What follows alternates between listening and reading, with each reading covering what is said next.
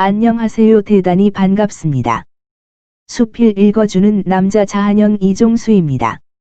이번 시간은 668번째 시간으로 반지의 제왕 3, 왕의 귀환을 읽어드리겠습니다. 호빗 스미골과 디골은 강에서 낚시를 즐기다 우연히 강 밑에서 절대 반지를 주었다. 스미골은 반지를 본 순간 현혹되어 반지를 갖기 위해 디골을 목졸라 죽였다. 마을 사람들로부터 추방된 스미골은 미스티 산맥으로 숨어들었고 절대 반지는 스미골의 육체와 정신을 서서히 망가뜨렸다. 긴 세월이 흘러 스미골은 결국 골룸이 되고 말았다. 그로부터 몇백 년 뒤 반지 전쟁이 발발한 지금 간달프는 아라고른, 레골라스, 김리, 세오덴 왕을 이끌고 아이센가르드로 향한다. 그리고 그곳에서 엔트들과 함께 있던 메리와 피핀과 재회한다. 간달프는 전투에서 진 사루만의 팔라티르를 회수한다. 피핀은 문득 그 속을 들여다보다가 사우론으로부터 정신세뇌 공격을 당한다. 피핀에게서 무엇을 보았는지 설명을 들은 간달프는 사우론이 조만간 곤도르의 수도 미나스 티리스를 공격하리라고 짐작한다. 그리고는 피핀과 함께 곤도르의 섭정 데네소르에게 사우론의 공격 사실을 알리러 간다. 골룸은 프로도와 샘을 미나스 모르굴로 안내한다.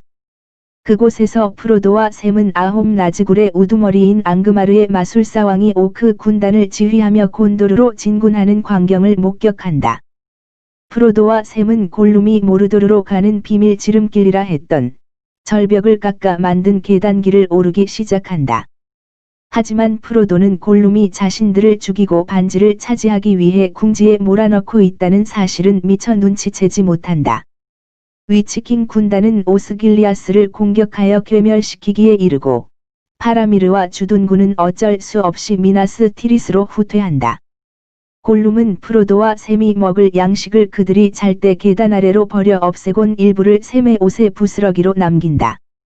안 그래도 골룸을 못마땅해 하던 샘은 골룸의 기척에 잠이 깨곤 불같이 화를 낸다. 하지만 여전히 골룸을 신뢰하던 데다 반지 때문에 판단력이 흐려진 프로도는 골룸의 이간질에 오히려 샘이 반지를 노리고 있다고 믿고는 고향으로 가버리라 말하고 골룸과 함께 모르도르로 향하는 협곡 속으로 나아간다.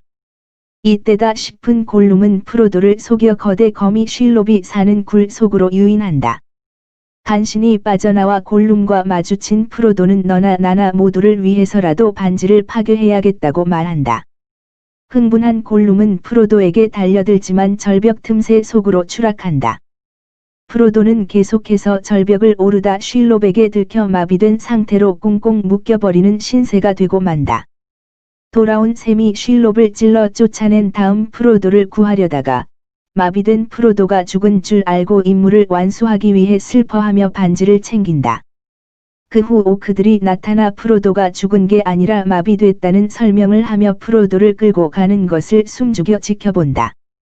오크들이 프로도가 두르고 있던 미스리를 두고 싸우는 사이 샘은 프로도를 구출하는 데 성공하고 계속해서 여정을 떠난다. 아라고르는 엘론드로부터 아르웬이 기운을 점점 잃고 있다는 말을 듣는다.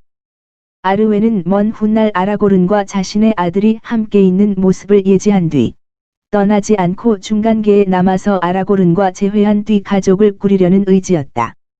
엘론드는 여전히 딸을 남겨두고 가는 게 마음이 편치 않지만 결국 받아들이기로 하고 리븐델의 대장장이들을 시켜 이실두르의 검 나르실의 파편으로 안두리를 다시 만들어 아라고른에게 건넨다. 이로써 아라고르는 조상으로부터 내려온 유품을 다시 손에 쥐게 되었고 동시에 더네로의 망자들을 불러 모아 병력을 증강할 수 있게 되었다. 레골라스, 김리와 함께 망자의 길에 도착한 아라고르는 망자들을 만나 이실두르가 내린 저주를 풀어 자유로운 영혼이 되게 해주는 것을 조건으로 지원군을 확보한다. 파라미르는 오스길리아스 탈환을 감행하다 심한 중상을 입는다. 아버지 데네소르는 아들이 죽었다고 생각하고는 미쳐버린다. 간달프는 고스모그가 이끄는 오크 군단으로부터 미나스 티리스를 수호하기 위해 전방에 남는다. 고스모그 군이 요새 안으로 강제로 밀고 들어오자 데네소르는 자신과 파라미르를 장작더미 위에 올린 뒤 불을 붙여 자살하려 한다.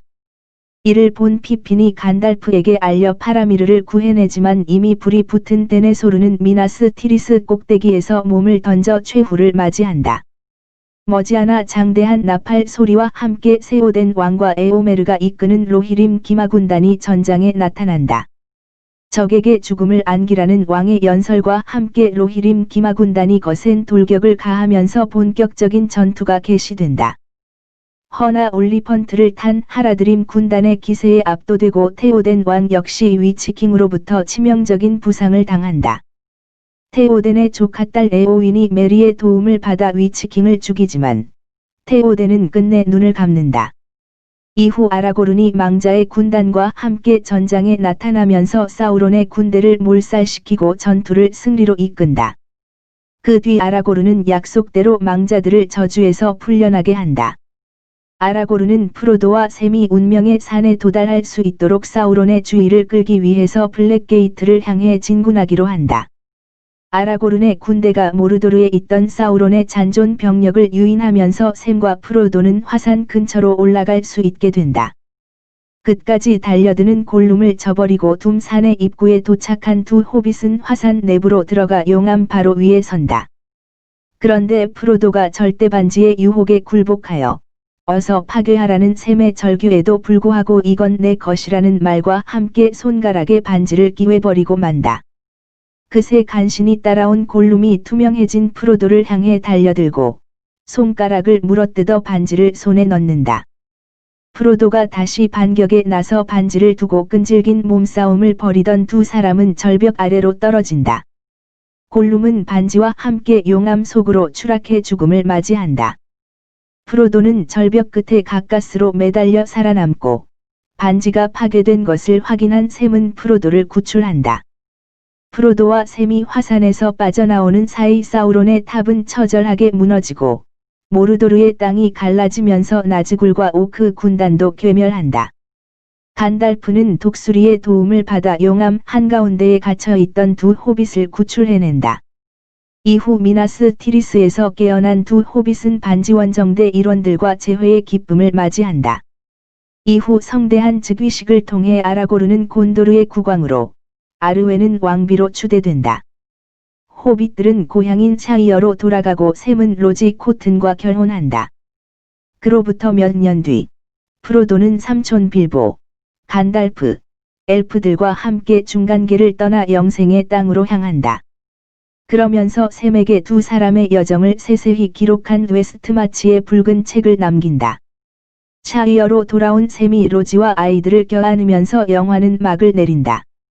끝 좋으면 좋아요 구독 알림 설정 눌러주세요. 감사합니다.